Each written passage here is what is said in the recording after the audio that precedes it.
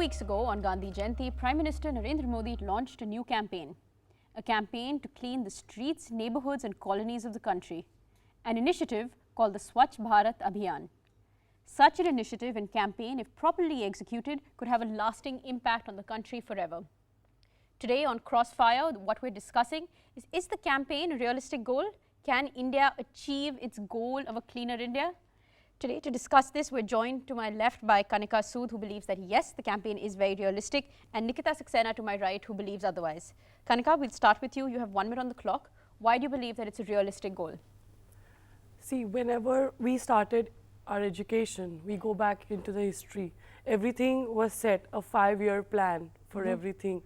And those plans, if not really achievable, they have sort of impacted in some way or the other the development of India. I believe we are aiming at 2019 as a goal for this campaign, which is a very realistic goal, because under pressure things happen faster. It's ambitious, but the rules are already set. It's just the implementation of such a campaign that was needed. Subconsciously, all of us know that littering is something that should not be done. We are aware of the fact that littering is bad, no matter if you're educated or uneducated, because cleanliness starts from home. Even if you're uneducated, you know it's not good to litter in your own surroundings. But consciously or unconsciously, we do litter. So that gap between that platform that was required, I think Clean India and the Swachh Bharat Abhiyan gives us the ownership of that platform, where we can create this bridge between the subconscious and the conscious mind and connect these two. And realistically, that thing can be achieved, because it's the individual people who are ultimately blamed for cleanliness. Nobody, no, God is not doing it. Some other aliens are not doing it. So it's we guys who are here who are doing it. So the first point is the awareness part, which is pretty much there. So that's how I would like to say that the campaign is realistic. Nikita, why do you think otherwise? So if the only difference between turning my subconscious larger goals in life to my conscious actions was a catchy slogan, I think half of India's problems would be solved by now. The problem is that that's not enough to close the gap that she's talking about, right? So let's talk about the goals that are put into place, because the question here is whether or not it's realistic, whether or not it can be achieved. And to say that the awareness is there and not just the implementation is to leave aside a lot of the larger problems, because of its similar campaigns like the Bharat Nirman campaign that was done by the UPA government, which ran on similar lines, just didn't make enough of a splash because this was marketed much better, failed. So, I mean, you're talking about 20 million toilets by 2015. And this is the goal set by the government. The larger goals of the proposal are for 2019, as she outlined. Now, if the Ministry of Drinking Water and Sanitation, which is the people ultimately who are going to be heading the implementation, are saying that this is not possible, clearly there's a problem with the achievement of the goal that the campaign is setting out to, you know, sort of envisage for itself. Now, secondly, when you're talking about cleanliness, right, and she made this statement about how all educated and uneducated people know that littering is bad, but the problem is that in India, littering is not such a homogenized problem. You also have the problems of gender. You also have a specific caste that is set aside to take the litter of people who are upper caste. So how are you going to solve these problems? And then the question that we need to come on is that if in a very, very ideal and utopian scenario, you were actually able to construct the mammoth number of toilets that the government is looking to construct to sort of eradicate the problem of open defecation, is just the construction of these toilets enough? Is it going to change the habits that people have cultivated over years? Not because they think littering is a good thing, but because they have sort of habituated themselves to open defecation. And how are you going to incentivize for them to make that change to come using, say, a community latrine, which is what this program is envisaging right now? Okay, valid point. Kanika, Nikita raises some important points. First of which is that this campaign is not new. Many governments, state governments, municipalities have done this in the past. UPA launched Bharat Nirman Abhiyan.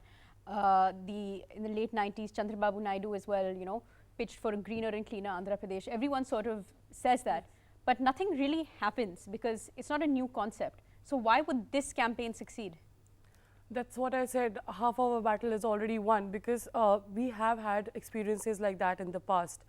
The problem, there are two problems clearly that have to be highlighted. One is with the implementation of such a campaign. We can state it on a piece of paper in the curriculums and all, but who has actually told, okay, 2nd October is not going to be a holiday for most of the, for all the government officials. You are going to go to your area and actually ensure. But is it just about that day? No, it's not just about that day, but there has to be a start. There has to be, see, in India there is, of course, the marketing is quite strong for such a campaign, because personally with my organization I have been doing such campaigns. But the magnitude to which such a cleanliness campaign was required, I think we have had a good start. And if we just go by the implementation of such campaigns before, yes, they have been a complete failure. I would also go on to some other campaigns that have proven to be great success. There were mini campaigns that were launched in Maharashtra in the 2004, and other campaigns that religious leaders took up, community leaders took up, and you have to associate it with some kind of incentive, and that is when people will actually, you know, strive together. What is the incentive in this case? So when the Garda campaign was launched in Maharashtra, they opened a competition to various villages of that vicinity, and the cleanest village will probably get a sum of 25 lakhs for implementing what they think, and which is a huge amount of money considering 10 years ago. And then of course there were 3 clear winners of that competition, and those villages have become model villages for other villages to be replicated. So these are some of the campaigns that have proven to be successful. So there is one gap, which is the implementation, and second also the incentive, that what will I get when I clean such a thing. So if we consider it to be a political completely campaign, it's not a political campaign, it has to be the ownership campaign, it has to be more patriotic, and that is what Swachh Bharat has emphasized on. Okay. It is becoming patriotic in nature rather than politicizing the entire issue. Okay. So Nikita, she's saying that it's different from other campaigns because of the amount of noise it's created, and it's created great public awareness. What are your views on that? To me, it seems it just really a campaign? contradictory, and it could just be me. But when one of the 9 people that Prime Minister Modi calls upon is Anil Ambani, and I would imagine that industrial waste is a great part of when you're looking to create a cleaner India. And so here, I mean, she's talking about, I mean, there seems to be this really simplified notion of implementation, right? And that is half the battle is won when there's awareness. But the problem is this awareness is restricted to the TVs that we are watching, sitting in our houses on Gandhi Jayanti as we laud this campaign.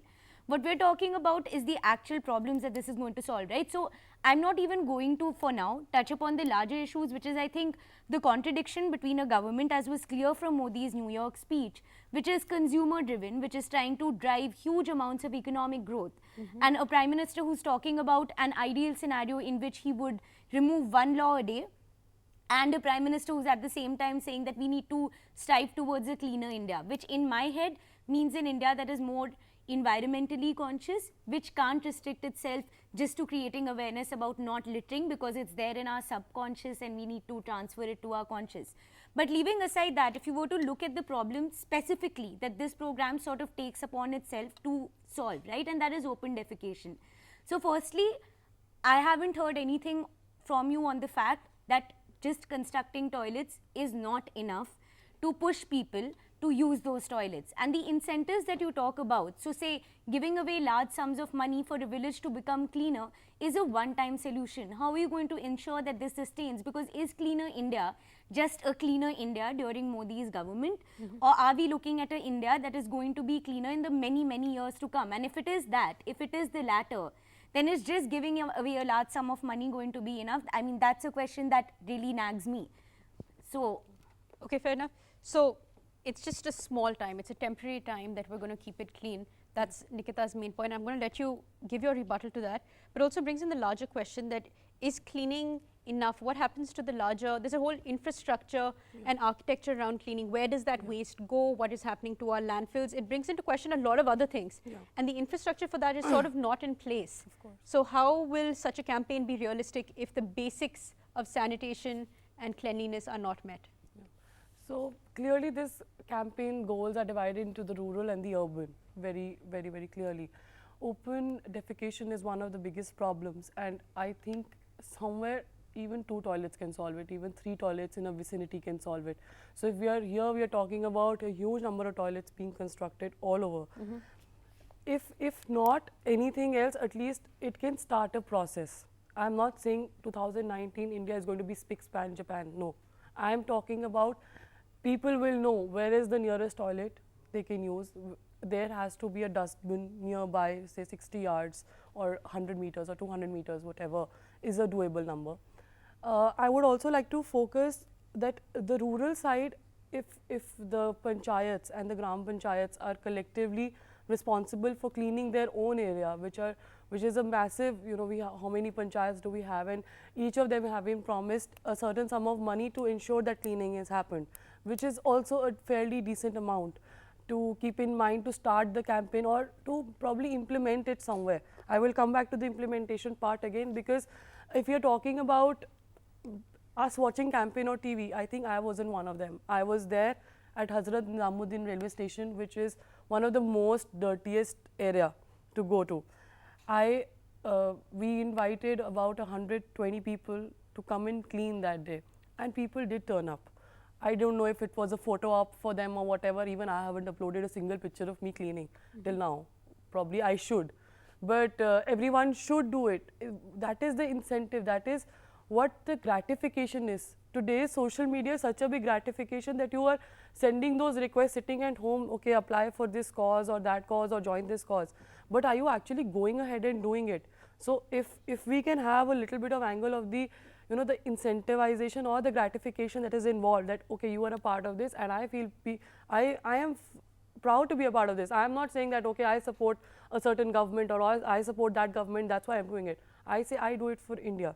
The second part about Ambani and the industrial waste, I think there should only be people who are creating more waste who should be invited, because they are the people who then are responsible. You know, okay, I have associated my name with this campaign, then I and my industry should take the measures. I should know what is my industrial waste, what is my e-waste, what are the other kind of things that I am doing. And with stronger CSR policies, I think till now CSR has been about education, about environment. This can be another So with this thing as because I have been to a lot of villages. I have covered almost like 2-3 lakh villages only in the Himalayas while traveling. And most of the problems are children want to come to school because they get a free meal, all right, which at home, of course, there are so many kids, you can't kind of negotiate that. Parents want to send the kids to school because that's the only free time they get. So people, when this is a gap, only the toilets are preventing the kids not to go to school. Okay. So if this is catered, I think. I'm just going to bring up a point that Nikita meant earlier. She said that it's only one day because you need to sort of change the psyche of the Indian people and the mindset. So you can go to a railway station and clean it, but the person next to you might not be cleaning and he might just toss the chips packet. Yeah, of course. So is that a realistic goal in terms of also changing the psyche and the mindset of the people?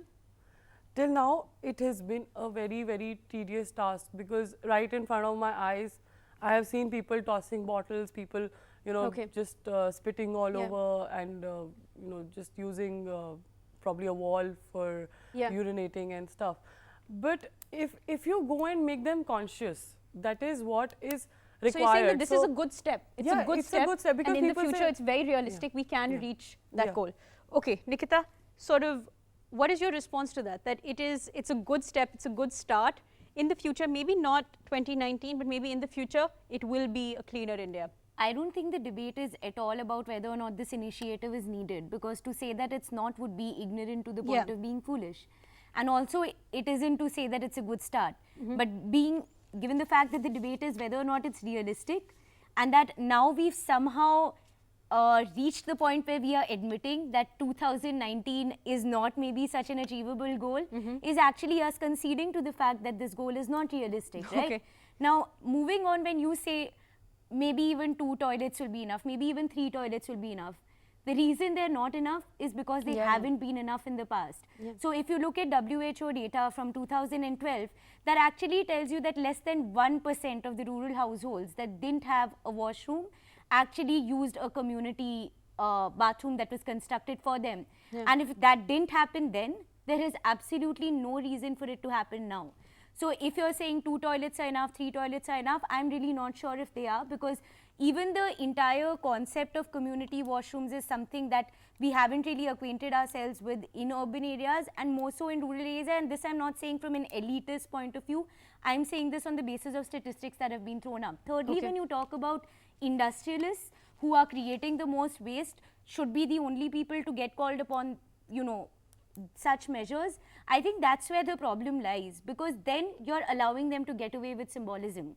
Then you're saying it's all right for you to come and get a photo opportunity or get whatever it is, because when you talk about cleaning Hazrat Nizamuddin, I'm sure it looked spick and span on 2nd October, but I pass there every day for work, and yesterday it looked like a garbage, as it has, you know, looked for the past 1 year that I've been traveling to and fro that area.